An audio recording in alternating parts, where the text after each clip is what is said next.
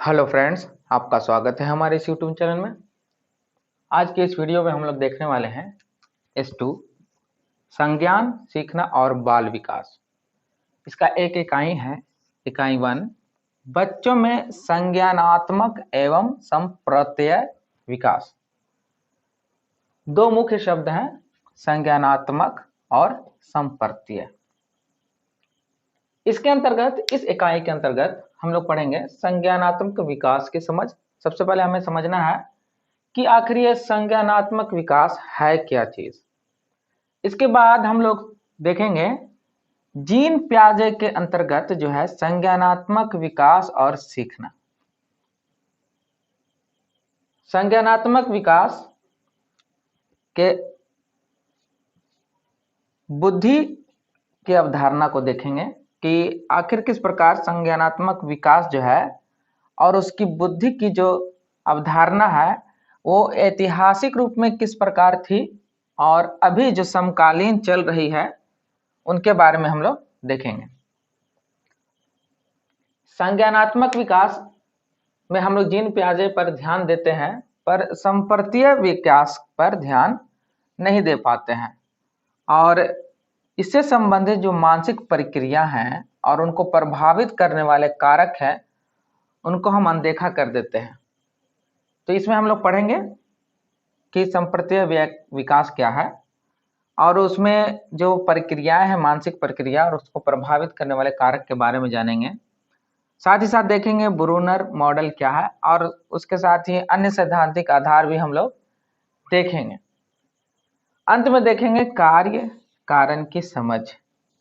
कार्य कारण की समझ का जो विकास होता है इसके बारे में हम लोग देखेंगे। तो ये S2 के अंतर्गत इकाई 1 का ये टॉपिक्स हैं जिनमें हम लोग एक एक कर करके देखेंगे, जिन्हें हम सबसे पहले शुरू करते हैं संज्ञानात्मक विकास की समझ से। आइए सबसे पहले समझते हैं कि संज्ञानात्मक विकास क्या है। संज्ञानात्मक विकास अर्थात कॉग्निटिव डेवलपमेंट, यह एक अध्ययन क्षेत्र है। क्या है? अध्ययन क्षेत्र है।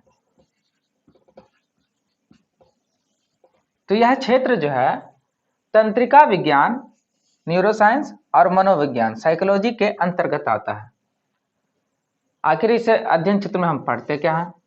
हम लोग पढ़ते हैं बच्चों का विकास, बालक का विकास। बालक का विकास कहना थोड़ा ठीक नहीं लगता है, बच्चों का विकास ज्यादा अच्छा लगता है क्योंकि इसमें बालक और बालिका दोनों शामिल हो जाते हैं। तो बच्चों का जो विकास है आप उसको किस संदर्भ में लेते हैं?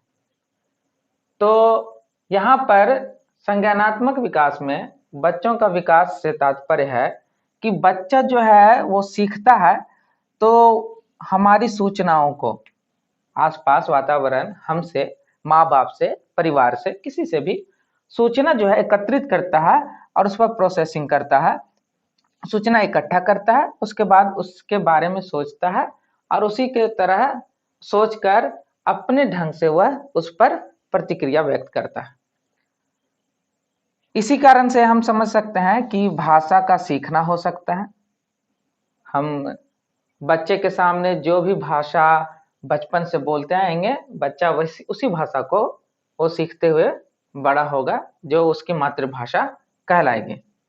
साथ ही साथ उसमें वैचारिक कौशल, अवधारणात्मक कौशल, अन्य मस्तिष्क विकास, गलत सही की पहचान, नैतिकता या कहें खोजबीन करना, किसी भी तरह का जो विकास हो सकता है बच्चे के अंतर्गत, बच्चे के अंदर, उसके अध्ययन को हम लोग संज्ञानात्मक विकास कहते हैं।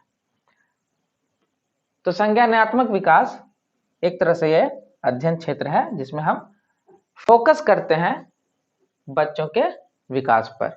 आखिर ये बच्चों का विकास जो है किन किन चीजों पर डिपेंड करता है, किस तरह से करता है, इनमें कौन कौन से कारक आ सकते हैं और किस तरह से बच्चे धीरे धीरे एक परिपक्व होकर सामने आते हैं। तो यह है कॉग्निटिव डेवलपमेंट। इसके बाद है संज्ञान। संज्ञानात्मक विकास के अंतर्गत एक संज्ञान शब्द आता है। तो संज्ञान शब्द क्या है? संज्ञान एक पद है, ठीक है ना, और उसके अंतर्गत आता है सारी की सारी मानसिक प्रक्रिया। जितनी भी मानसिक प्रक्रियाएं हैं वो संज्ञान के अंतर्गत हम लोग देखते हैं, जैसे ध्यान लगाना, कल्पना करना, याद करना, निर्णय लेना, समस्या हल करना। इस तरह की जो भी मानसिक प्रक्रिया बच्चा जो अपनाता है, बच्चे के मन में जो प्रक्रियाएं चलती हैं, उनको हम संज्ञान से समझते हैं। तो यह एक पद है जिसका व्यापक रूप से हम लोग इस्तेमाल करेंगे और उसके अंतर्गत हम समझेंगे मानसिक प्रक्रियाएं, जिसमें ध्यान लगाना, कल्पना करना, याद करना, निर्णय लेना, समस्या का हल करना आदि को समझेंगे। संज्ञानात्मक विकास की अवस्थाएं। तो संज्ञानात्मक विकास की जो अवस्थाएं हैं वो 4 हैं। आखिर हम इसे क्यों पढ़ रहे हैं? इसे पढ़ने से हमें फायदा होगा कि हम जीन पियाजे को अच्छी तरह से समझ सकेंगे। जब तक संज्ञानात्मक विकास की अवस्थाओं को हम लोग नहीं जानेंगे, आगे की अवधारणाओं को समझना थोड़ा टिपिकल होगा। तो हम यहाँ पर संज्ञानात्मक विकास की अवस्थाओं में सबसे पहले प्रसव पूर्व अवस्था देखते हैं। आखिर ये क्या है?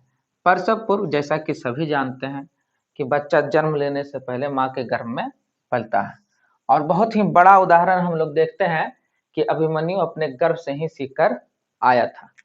तो बच्चे जो है माँ के गर्भ से ही सीखना शुरू कर देते हैं, उनमें विकास जो है माँ के गर्भ से ही शुरू होता है।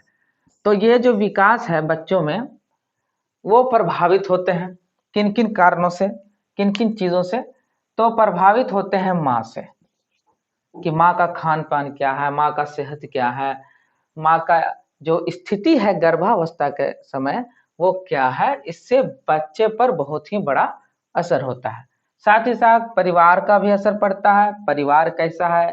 परिवार जो है कलह का अखाड़ा है या स्वर्ग बना हुआ है, तो उसी के अनुसार बच्चे पर प्रभाव पड़ता है। माता पिता हमेशा लड़ते हैं, झगड़ते हैं, किस तरह से रहते हैं, उन पर भी ये प्रभाव डालता है। बच्चे के विकास पर बहुत गहरा असर पड़ता है।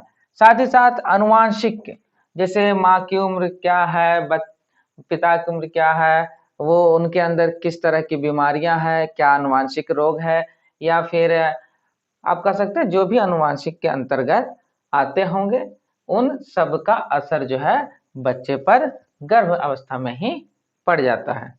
इसके बाद है शैशवावस्था। यह कौन सी अवस्था है?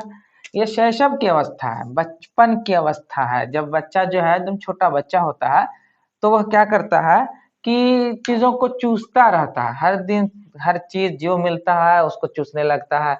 कपड़ा, उंगली, कलम, कोई भी चीज जो सामान उसके सामने पड़ा रहता है उसको चूसता रहता है।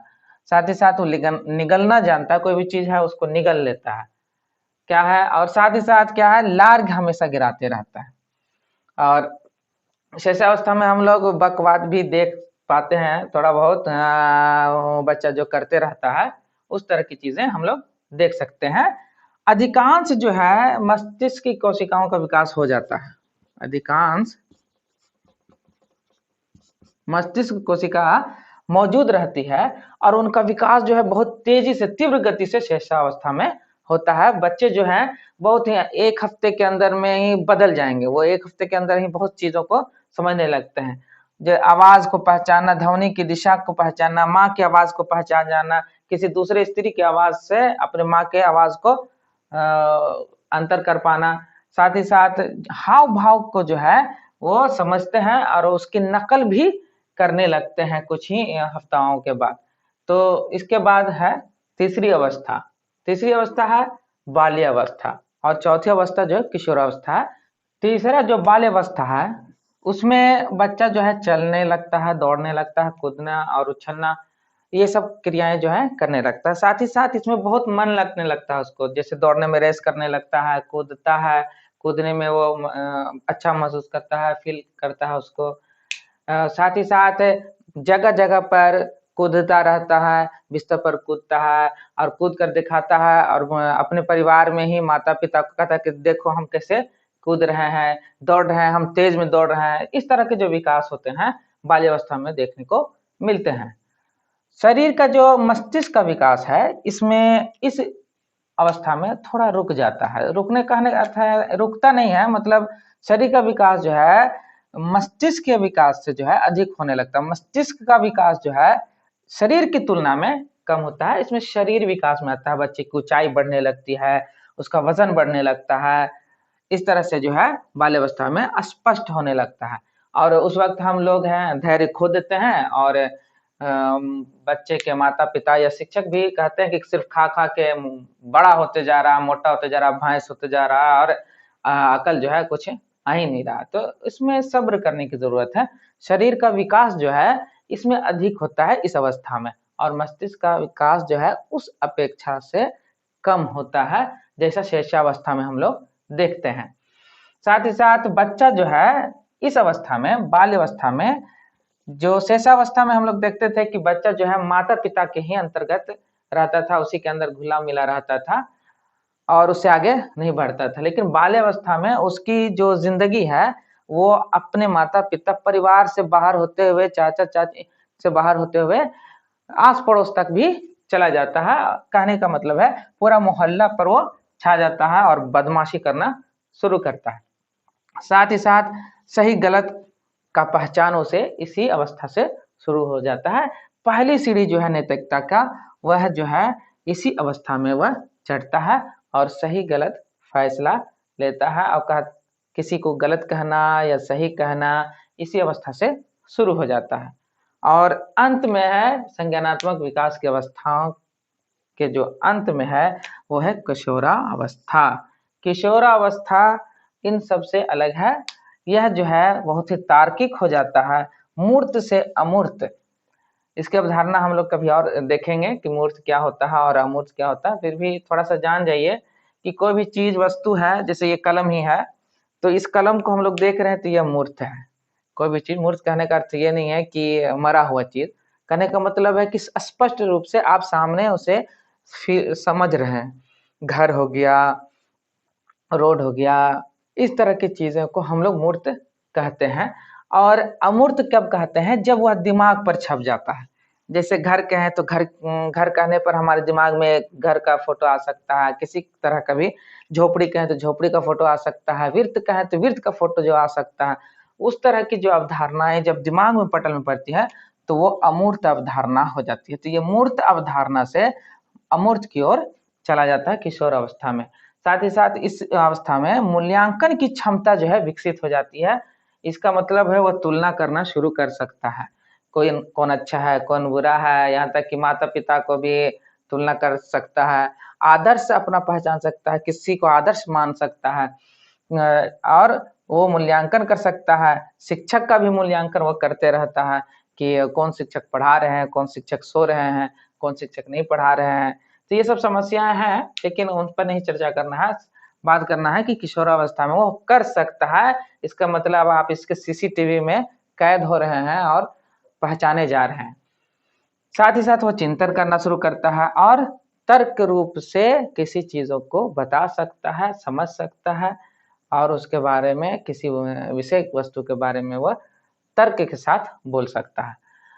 इसमें शारीरिक जो विकास है वो अलग अलग देखने को मिलता है। किशोर अवस्था में, किशोर मतलब बालक का और बालिका का जो विकास है शरीर का, वो अलग अलग स्पष्ट रूप से देखने को मिलता है। ऐसे तो शरीर पर रोम उगने लगते हैं। किशोर जो होते हैं और किशोरी एक दूसरे से आकर्षित भी होने लगते हैं इसी अवस्था में। साथ ही साथ किशोर और किशोरी के जो शरीर की बनावट है उनमें दोनों में अंतर शुरू हो जाता है इसी अवस्था में। और किशोरी जो है उसके जो है वक्ष है वो बढ़ने लगते हैं, नितंब भी बढ़ जाते हैं। तो इस तरह से जो है इनमें दोनों चीज जो है दोनों के अलग अलग शारीरिक विकास को देखने में आता है। तो ये थे संज्ञानात्मक विकास की अवस्थाएं जिसे हमने देखा। और इस चैप्टर में हम लोग पहले चीजों को देखा, जिसमें इकाई 1 में देखा हमने कि संज्ञानात्मक विकास क्या है, संज्ञान क्या है और संज्ञानात्मक विकास की अवस्थाएं क्या क्या है। अगले वीडियो में हम लोग इसे आगे देखेंगे। अगर हमारा वीडियो आपको पसंद आता हो तो प्लीज़ लाइक करें, साथ ही साथ हमारे चैनल को सब्सक्राइब करें और कमेंट्स करें, लाइक करें, जिससे हमारे हिम्मत को हमेशा बल मिलता रहे और आपकी सेवा हम देते रहें। धन्यवाद।